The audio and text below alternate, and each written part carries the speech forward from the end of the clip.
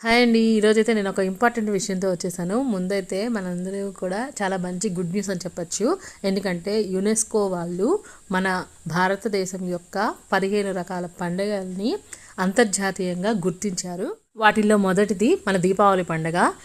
చాలామంది కొన్ని రోజుల నుంచి దీపావళి పండుగ వల్ల కాలుష్యం ఎక్కువ అవుతుంది అని అంటున్నారు. అందుకోసం అని చెప్పి యునెస్కో వాళ్ళు ఈ విధంగా ఒక గుర్తింపునైతే తీసుకొచ్చారనమాట. దీంతో పాటు అంటే దీపావళితో పాటుగా కుంభమేళ, అలాగే దుర్గామాత పూజ, అలాగే గార్భా నృత్యము, యోగా చేయటం, వేద పఠనం చదవటము, అలాగే రామ్లీలా ఉత్సవాన్ని ఇలాగా 15 రకాల పండుగల్ని యునెస్కో వాళ్ళు గుర్తించారు. ఇలా గుర్తించడం వల్ల ఉన్న జనరేషన్కి కన్ఫ్యూజన్ అంతా పోయి చక్కగా మన దేశం యొక్క ఆచార వ్యవహారాల్ని ముందుకు తీసుకెళ్ళచ్చు. అంటే నెక్స్ట్ తరాల వాళ్ళకి కూడా చక్కగా పాటించవచ్చు అని చెప్పచ్చు.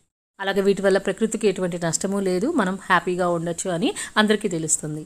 నాకైతే ఈ విషయం చాలా బాగా నచ్చింది, గర్వంగా కూడా ఉంది. మరి మీకు ఎలా అనిపించిందో